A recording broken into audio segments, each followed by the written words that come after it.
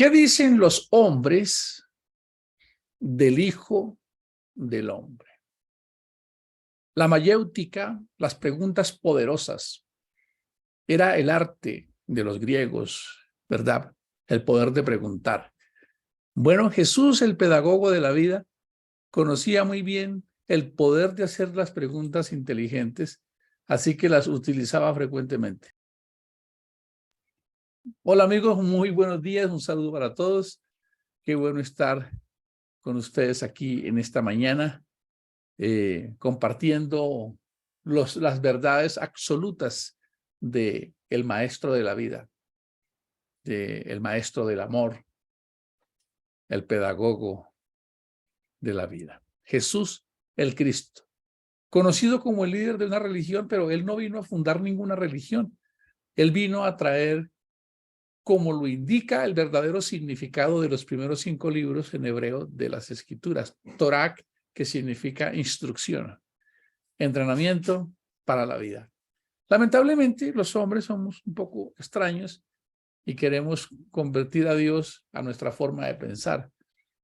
Pero, como se lo expresó en cierta ocasión, el mismo Dios a su pueblo, el pueblo de Israel, haciéndoles una especie de, no sé si de sarcasmo, diciéndoles a cuáles de los pueblos se les ha manifestado su Dios y ha hablado con ellos y ha hecho prodigios y señales y además les ha dado estatutos, leyes y decretos para que aprendan a vivir. Y eso es lo que ha hecho Dios.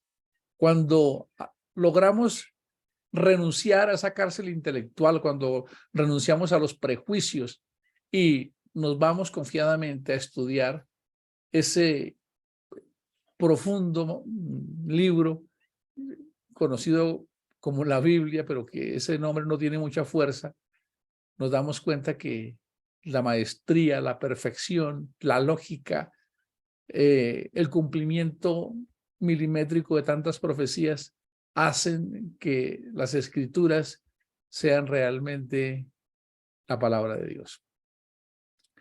Las preguntas que Jesús le dice a sus discípulos, dice, viniendo Jesús a la región de Cesarea de Filipo, preguntó a sus discípulos diciendo, ¿quién dicen los hombres que es el Hijo del Hombre? Ellos dijeron, unos Juan el Bautista, otros Elías, otros Jeremías o alguno de los profetas. El Señor Jesús quería asegurarse que estos 12 hombres en los cuales él iba a depositar el más ambicioso de los encargos, es convertirlos en los primeros embajadores del reino de los cielos, tuvieran muy claro quién era él. Así que cuando ellos responden la pregunta, que es muy importante que aprendamos a interpretar la Escritura, conociendo quién lo dijo, a quién se lo dijo, por qué se lo dijo, qué se quería lograr cuando se dijo eso, en qué contexto o cultura se dijo. Es importante entender las preguntas. Ellos le responden de acuerdo a la pregunta. Él les dice, ¿quién dicen los hombres, otros, que soy yo, para ser más preciso en la pregunta? Entonces ellos respondieron. Si lo parafraseamos, la respuesta está tácitamente inmersa. No, ellos dicen, no está escrito así. Ellos dijeron, ¿quiénes? Los discípulos están respondiendo lo que ellos saben que dicen las personas de Jesús. Entonces, les repito lo que dijeron, unos que Juan el Bautista, y otros que Elías, y otros que Jeremías, o alguno de los profetas. Pero él quiere asegurarse que ellos tengan muy claro quién es él. Y hace una pregunta directa.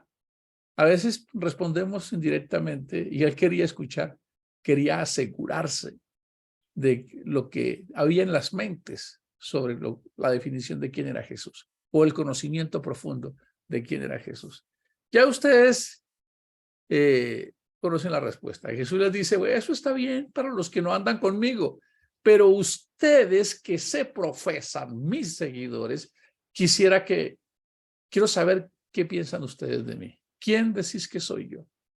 Y entonces Pedro hace una declaración tremenda, una declaración y le dice, tú eres el Cristo, el Hijo del Dios viviente. Es una expresión sobrenatural, poderosa. ¿Por qué?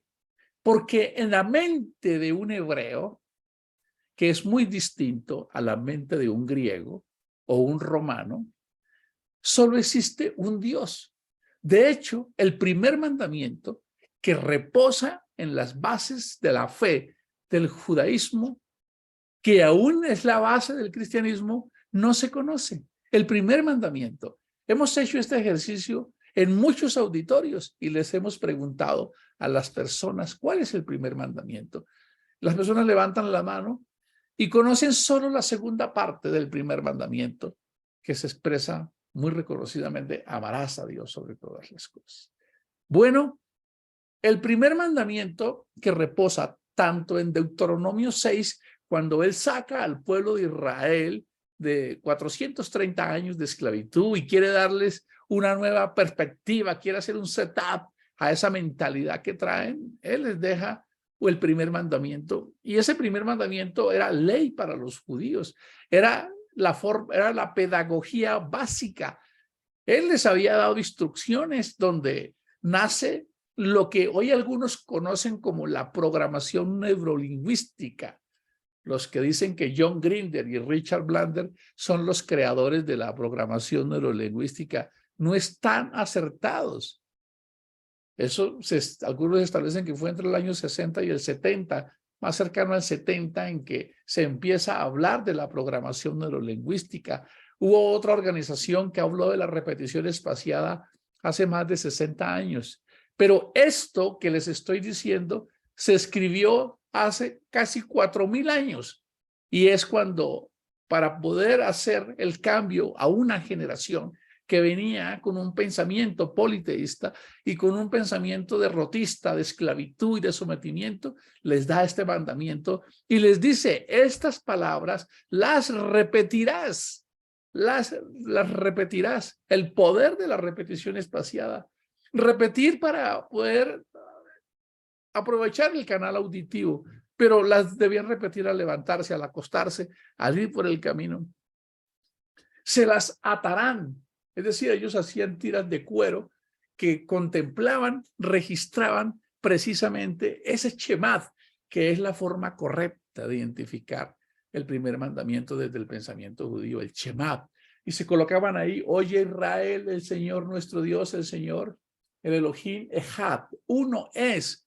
Y lo repetían y lo repetían, se lo amarraban y incluso tenían unas cajitas donde escribían ese primer mandamiento, lo introducían ahí y lo amarraban aquí con una especie de pañoleta, con unas tiras, para que hubiese realmente una programación.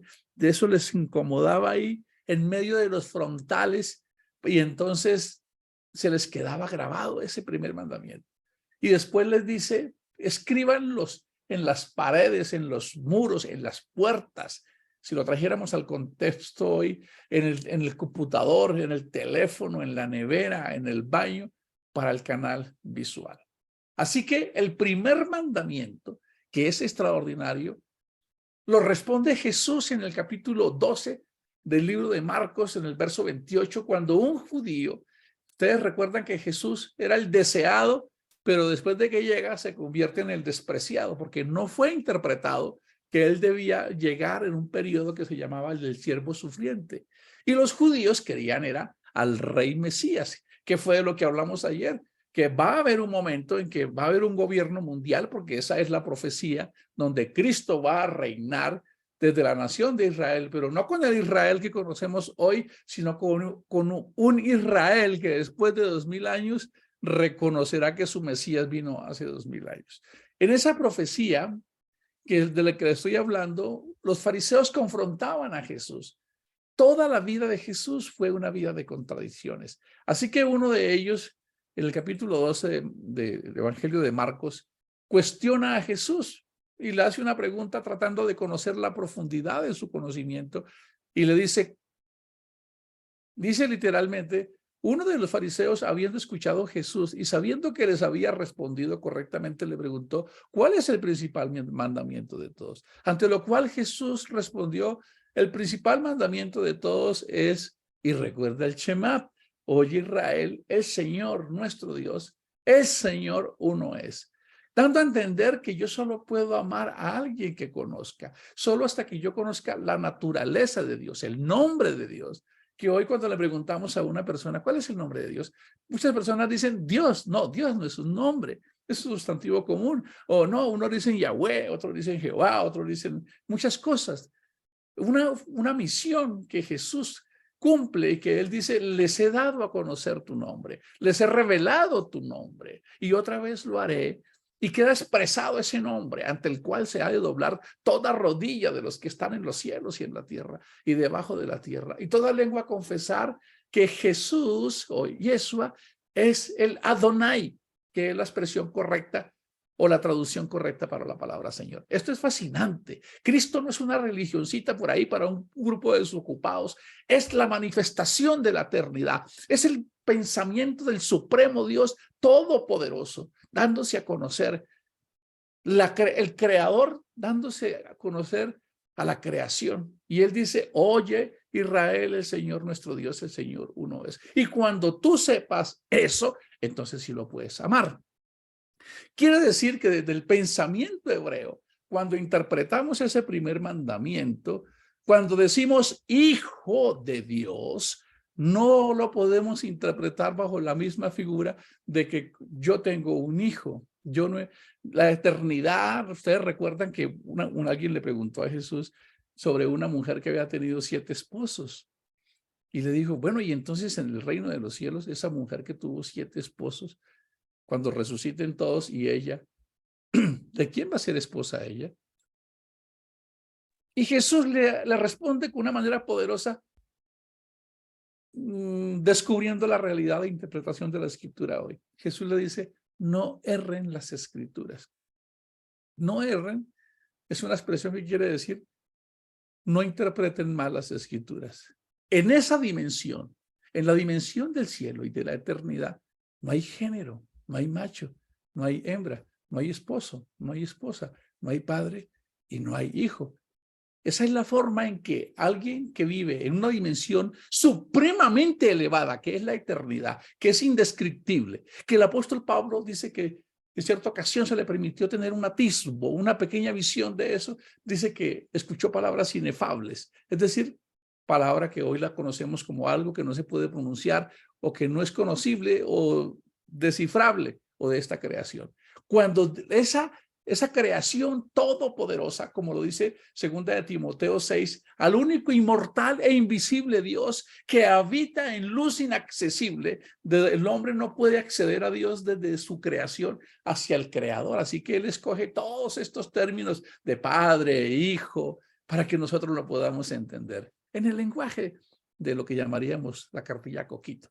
Él utiliza términos que en griego se llaman antropomorfismos, antropos, hombre, morfismo, forma, porque Dios es amorfo, Él no tiene cuerpo, Él no tiene un brazo derecho, ni una mano izquierda, ni se sienta. Es para que nosotros lo podamos entender. Por eso cuando Él dice el Hijo de Dios, la expresión correcta en el hebreo bermeo, en el que se dijo eso es, tú eres la manifestación del Dios eterno. ¡Wow! ¡Qué poderoso es esto! Bueno, mañana vamos a continuar con este tema. ¿Por qué? Porque les voy a dejar otra pregunta para mañana. Otra pregunta poderosísima, porque Jesús hacía preguntas y quisiera que ustedes se fueran con estas preguntas. Porque cuando la humanidad logra conocer quién es Jesús, no hay depresión, no hay ansiedad, no hay miedo, no hay enfermedad, no hay nada, absolutamente nada que realmente pueda mantener a alguien todavía esclavo en esos pensamientos. Las preguntas existenciales de quién soy, que en el Ágora, allá los grandes griegos, Platón, Aristóteles, Sócrates, expresaban, fueron respondidas por Jesús. Yo sé quién soy. Yo sé de dónde vengo y yo sé para dónde voy. Pero a todos aquellos que me sigan, les puedo orientar hasta dónde pueden llegar. Por eso dice, soy el camino, la verdad y la vida. Quisiera dejarlos para que ustedes pensaran en lo poderoso y lo extraordinario. El lenguaje, esto debería ser la cátedra de los colegios, debería ser el enunciado del séptimo arte, y no como lo dice su palabra, que en los últimos tiempos se levantarían hombres con comezón, con rasquiña, de escuchar fábulas, series, sagas, una cantidad de banalidades en las cuales dedicamos la valía más extraordinaria que un ser humano tiene. Y ayer lo pensaba, tu atención. ¿A quién le regalas tu atención? Lo más valioso de ti, tu mente, tu tiempo, ¿a quién se la regalas? Cuando pudiésemos estarla invirtiendo en quien realmente lo merece, aquel que es el dueño del tiempo. Así que Jesús hace otra pregunta que quisiera dejarles a ustedes. Miren ustedes, Jesús utilizando la mayéutica. Hoy la ciencia del coaching se apega a todas estas herramientas, pero esto es muy antiquísimo. Miren la pregunta que Jesús le dice a los fariseos. ¿De quién es hijo el Mesías? Tiempo después, estoy leyendo el Evangelio de Marcos, el capítulo 12, el verso 35. Dice así, ¿de quién es hijo el Mesías? Tiempo después, Jesús estaba enseñando al pueblo en el templo y le preguntó, ¿por qué afirman los maestros de la ley religiosa que el Mesías es hijo de David? Por favor, escuchen esto con mucha atención y mañana le damos continuidad. Queden, por favor, reflexionando en esto. Dice, ¿por qué los doctores de la ley religiosa que dicen que el Mesías es hijo de David? De hecho, la profecía debía ser así. Del tronco de Isaí saldrá un retoño que gobernará al mundo, a las naciones, que se consumará en el final de los tiempos en el reino mesiánico. Isaí es el papá del rey David. Y del rey David, ustedes conocen la genealogía de Mateo. Abraham engendró a Isaac, Jacob, el rey David engendró a Salomón, Salomón engendró a Roboam y hasta José, y viene Jesús. Así que a Jesús lo conocían como el hijo de David. Pero Jesús les hace una pregunta que les voló la cabeza en los términos de la juventud de hoy. Él le dice lo siguiente, si Jesús es hijo de David, ¿por qué en un salmo, escuchen esto con mucha atención, un salmo que se escribió 1500 años antes de este hecho que les estoy narrando? Si David es el papá de Jesús, ¿por qué lo llama mi Señor? Como lo dice el Salmo 110, dijo el Señor a mi Señor. Lo que pasa es que cuando ustedes leen la palabra Señor en español, perdemos la fuerza. El original es, dijo el Adonai a mi Adonai. Es decir, en el original David llamó a Jesús el Adonai. Y les pregunta, si David, que es el papá de Jesús, según la carne y la sangre, ¿cómo lo llama mi Señor y Adonai? Por favor, respóndame en eso, les pregunta. Y ellos quedaron perdidos, porque ellos entendieron lo que Jesús les estaba queriendo preguntar. Confirmen que ese Jesús que anda por acá es al que David lo reconoció como el Adonai, como el creador metiéndose en la creación. Qué fabuloso, qué fascinante, qué saga se parece a esta historia maravillosa, que además es la poesía de la eternidad para venir a buscar los corazones de los hombres que estaban perdidos. Te damos gracias en este día, Jesús. Qué mensaje tan apasionante, tan liberador, tan contundente. Todavía sigue vigente las promesas y presente quien lo dijo, todo el que esté cansado y trabajado y cargado, venga a mí que yo lo haré descansar. Todo el que tenga sed, el que tenga una vida vacía, sin propósito, sin sentido y significado, venga a mí y beba. Amigo, tú que estás escuchando este mensaje en cualquier lugar del mundo hoy, el que dijo eso sigue presente y su mensaje también. Solo tienes que decir, creo en ti y te acepto como mi Adonai. Gracias, Señor Jesús, por tus promesas. Buen día para todos, queridos líderes y amigos. Mañana vamos a continuar con este derroche de conocimiento de la poderosa palabra del Señor. La paz del Señor.